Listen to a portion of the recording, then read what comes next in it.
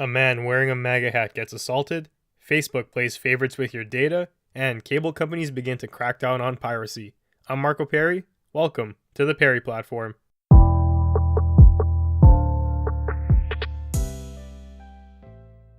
So, we're going to start today's episode by talking about some news from down south. It's always important to keep up with what our American counterparts are doing because oftentimes trends from down there seep across the border and influence Canada in ways that you may not even realize. So, an individual wearing a Maga hat was assaulted.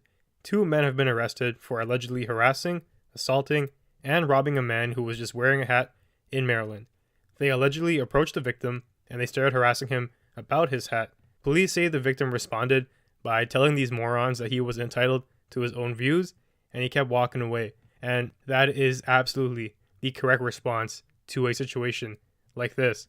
You're free to express yourself however you want in America and in Canada. And I'm really disturbed by how these people reacted. How dumb do you have to be to believe that everyone has to conform to your subjective worldviews, and if they don't, you are entitled to assault them? The victim tries to walk away from the situation, but the two perpetrators proceed to chase after him, and eventually they catch up and they strike the victim until he falls to the ground. And when he's on the ground, they demand that he remove the hat. So obviously he's non-compliant at this point, and rightfully so.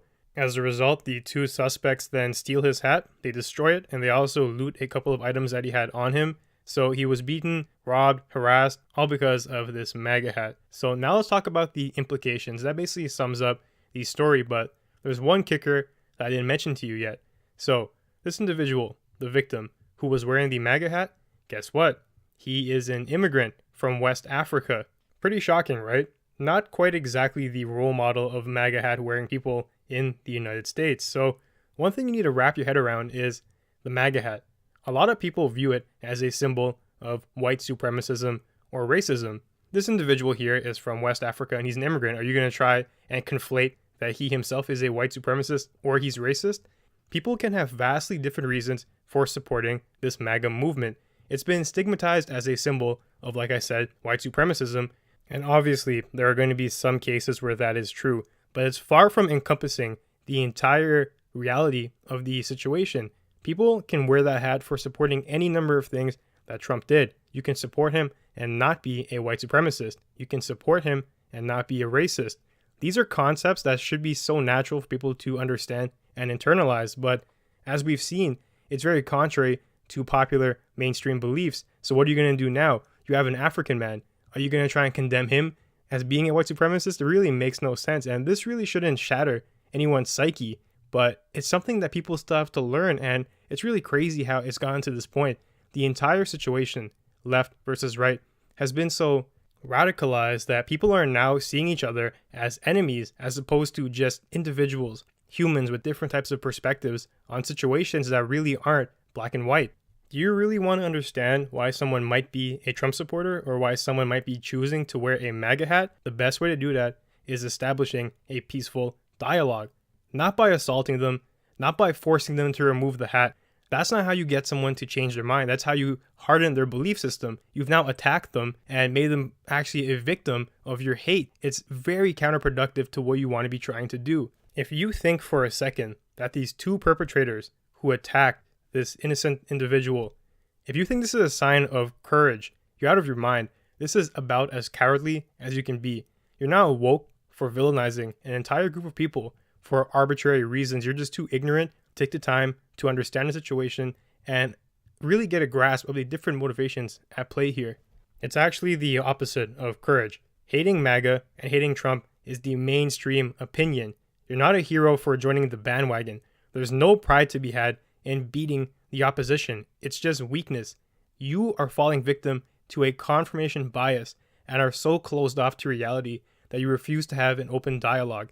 And if we're going to be talking about courage, the victim here actually seems to better demonstrate that than anyone else. He was wearing a MAGA hat for whatever reason.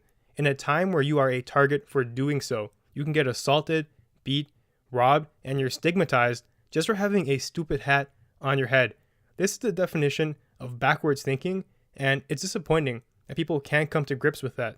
We've seen it time and time again, even dating back to that MAGA hat kid who was accused of disrespecting an Indian elder. Everyone jumped the bandwagon, and guess what? Evidence comes out to the contrary, and he was just standing there in the first place. But because of the MAGA hat and your associations and biases towards it, you were blinded by what people have led you to believe, that you've already formed these pre-conclusions about the individual just based on an article of clothing. It's crazy and it makes no sense. Like, this confirmation bias is strong, and the current political climate is absolutely disgusting. Just who exactly do these assaulters think that they are? A watered down version of the Gestapo or something? They're literally out here trying to police freedom of speech and expression, and if someone has a difference of opinion, they want to settle it via force. This is a terrible road to go down, and anyone who condones this violence, I would love to have a serious conversation with you on the air, because it's baffling. The mindset to have to think this is okay is just so beyond me.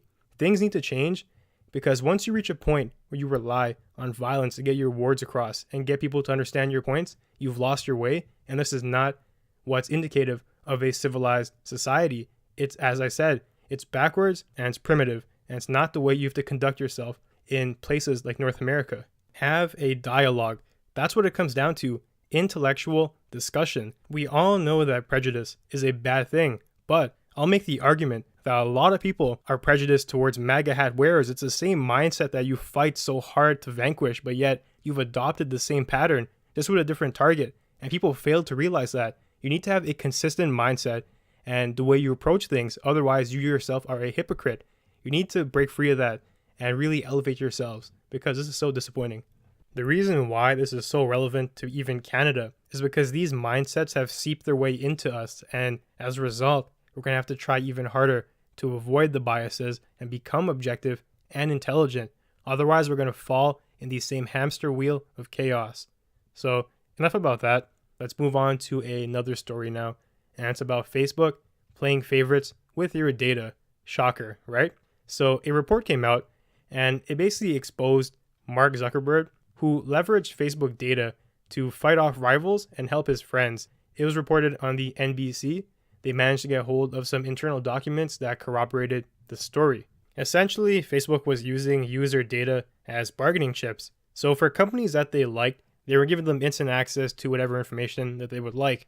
But when dealing with rival companies, they would deny them access to data and put them in a disadvantageous situation. This gives Facebook an edge, because now they've become a very desirable product for companies who want to advertise and want special access to certain things. If they're willing to pay for it and they have a good relationship with Facebook, Facebook is going to put out. The internal documents that were leaked show that Amazon and Facebook had a relation where Amazon got basically whatever data they wanted. And there were a couple examples when they made use of that, like when they were trying to promote, I believe it was a Fire phone. And there was an example of the opposite, where there was an up-and-coming messaging app that was trying to get popular, and they were using Facebook to advertise. So Facebook noticed them as a potential rival who could disrupt them. So Facebook cuts them off from the data and basically makes their ads useless. And this is hypocrisy at its finest. Facebook continues to pretend that they care about your privacy and they take your data seriously, but you'd really have to be a fool to believe that. In the world of the internet, data equals power, and Facebook is well aware of that, and they're using your data now to leverage themselves and make themselves better. And obviously, you are unaware. So that right there is some corrupt action that's going on. So how does this whole process work? How do people get access to this extra data from Facebook? Well, there's two criteria. It's either you increase your advertisement spending to obscene amounts, and then Facebook would up you to a higher tier. And in this higher tier, you become their best friend and they tell you whatever you want. And there is a second way you can get access to this data. It is via data sharing, which means more data for Facebook. So basically, Facebook has a set of user data, and a company who is trying to advertise might have a different set. Facebook will swap with them. They'll give them whatever data that they want, and Facebook will collect from them. And people have been always wondering, how does Facebook seem to have data on people who are not even on Facebook? This is one of the ways. You might be a client to a company who has no relation to Facebook, but now they're trying to advertise, and Facebook's making a deal. We'll make your ads so targeted that your sales go up by X amount, and in return, all you have to do is give us access to your customer data books. And obviously, to a lot of companies, it's very appealing. So now Facebook's going to acquire all this information about people who may not even be on Facebook, and that's how they continue to grow. more and more data. They're becoming giants right now. Another slightly comical thing that was exposed in the report is that Facebook actually considered just straight up selling your data for a direct payment. And it's actually pretty lucky from their standpoint that they did not go forward with that, because if they did, they would have been dead.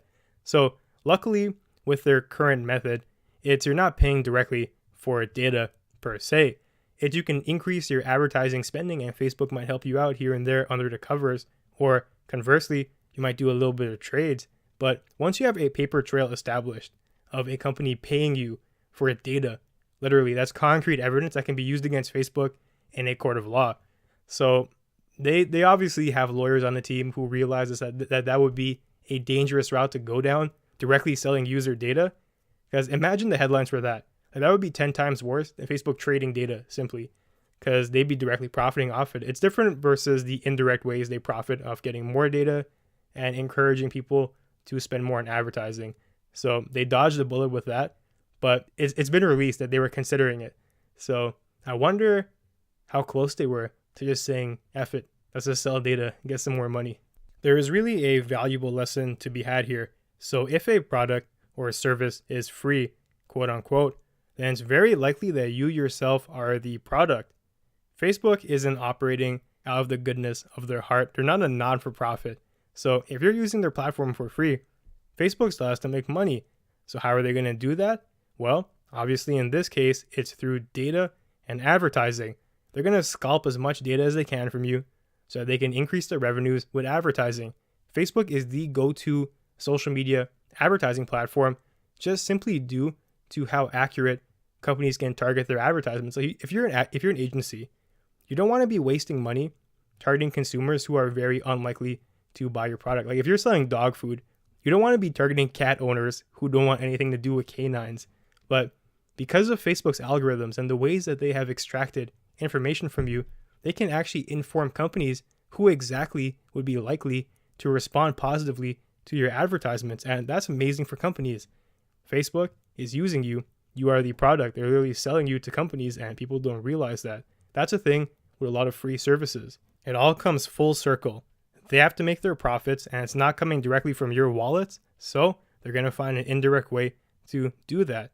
And Mark Zuckerberg knows that he has the upper hand here, because Congress, the people who are supposed to put laws in place to control him, they don't even know what they're talking about, as we've seen from his last visit to Parliament. He was asked a series of ridiculous questions that made zero sense. So in relation to what I just talked about, he was asked, how do you sustain a business model which users don't pay for your services? It's like, derp, obviously they are the product. They're not paying for it because Facebook's using the data to sell advertisements. And that was basically his response.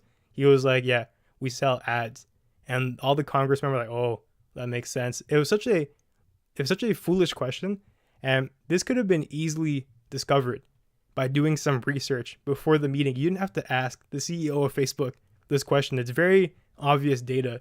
So they're just wasting time here, beating around the bush, talking about very low-level things. And it just goes to show that sometimes having a very old group of senators and people in Congress doesn't result in the best policy making. They're so out of touch with reality. And so now what do? You're in a situation where lawmakers don't understand Facebook. They barely understand their business model. So how are they going to help protect your data? It's difficult. So you're going to need to advocate for it a little bit harder. Like at this point, are we even surprised anymore that Facebook is doing this to our data? It's become so normalized. Every other day, Facebook's doing something crazy. Have we just come to accept it and we don't care anymore? Like, it's actually a really tricky situation. That's a real question we have to ask ourselves. Do we even care? Because it seems like we're going to have to be the ones to make a change. Lawmakers aren't getting the job done. Something's going to have to happen with this, because the way it's going down, it's just going to keep tumbling and tumbling out of control. We already know it's going to be no surprise when 2 months later, there's a new headline talking about something new that Facebook's done with our data. And the real question is, what are we going to do about it? So keep you up to date on the next crazy thing Facebook decides to do when that time arises. So now on to our last story of the day. Brace yourselves. The lawsuits are coming. CBC reports that film and TV companies are going to increase their toughness on Canadians who illegally download and pirate content. Bad news for Game of Thrones fans, right? Well, that might not be the case per se. So the maximum penalty that you can be issued for illegally downloading content is $5,000. And that itself is the worst case scenario. If you are ever given the misfortune of actually being taken to court for piracy, it's very likely that the judge won't hit you with the maximum penalty, especially for your first time offense. You'll likely settle way below that. So $5,000 is the cap. Obviously nothing that's going to destroy you. And the next thing here in the article talks about the Canada Copyright Modernization Act. This requires that internet providers track the IP of people who are illegally downloading content. So the studios will request the IP from whoever your internet supplier is. Then they'll try to sue you. So you'll typically receive a letter from your internet company telling you to cease and desist. And from there, it's often where things end. It's very unlikely that the studio will continue to pursue you after that. And there's a couple reasons for that. The first issue is that it's very easy to defend yourself in court for this. So your IP, if you have an unprotected Wi-Fi, that itself is already an excuse. And even if your Wi-Fi is not unprotected, you can make the excuse that it was at the time when you've been charged with this letter. So here's an example how you can do that. So you're in court and they're asking you why you downloaded this. Obviously, it's not attached to your name per se. It's attached to the IP, which in turn is attached to your internet router. You can easily make the claim that your internet was unprotected. Maybe it was your neighbor who was stealing your Wi-Fi. Maybe it was some kid who was walking down the street and stole your Wi-Fi. Maybe it was someone who came over to visit. You can make so many excuses in relation to that it's unlikely the judge will be able to prove anything, or the prosecutor. It's a common defense mechanism, and it's a big reason why these companies are not so keen to even take you to court. And the next thing on top of that is the reward. So $5,000 is the maximum settlement that they can get. Obviously, that's not going to do anything for these film companies. It's actually very likely that they're going to lose money via legal fees to even bring this job or bring a regular Joe to court. If you want to troll them, you can even prolong the case and just rack up their expenses. $5,000 is probably how much they'll spend on legal advice in a couple hours. So it's very disadvantageous for these companies to even go forward and try to prosecute you. Really, what this reads to me like is a scare tactic that was placed at a very convenient time. Game of Thrones came out. Everyone's going to be pirating that. And the funny part is, Game of Thrones, I believe, was the record holder consecutive years for the most pirated show in history. So maybe HBO's behind the scenes trying to scare people. Buy our service. Stop pirating it. And obviously, they're getting these articles out at a perfect time for that, because Game of Thrones just came out, the new season, or the last season, last week. Everyone's trying to get that new episode. So now they're trying to scare people to get them to line their pockets a little bit more. And finally, there's one thing you can do to make sure they don't even get your IP, and that is using a VPN. It'll basically disguise you so you can pirate and download whatever you want, and there'll be no way for them to be able to track you down. So there's so many ways to avoid getting caught for piracy that, to me, there's no other explanation for this article. It's just a scare tactic. Like, CBC reports that companies are going to be cracking down even harder now. Sounds like a waste of money to me. All those legal fees to try and sue a typical Joe staying at home, living in his mother's basement for downloading an episode of Game of Thrones, and the most you can get is $5,000. And on top of that, it's unlikely you even get that. But don't get me wrong. I'm not trying to condone piracy or stealing content, but if you're going to do it, be smart about it, because obviously I would support you versus the company. And it seems like there might be some extra pressures occurring right now, especially because of the time of year and how many good shows are coming out. So if you're going to be doing something like that, use protection, wink, wink. So that about does it for today's episode of the Perri Platform. If you want to reach me, I'm available at perryplatform@gmail.com. Thanks for joining me, and I'll see you soon.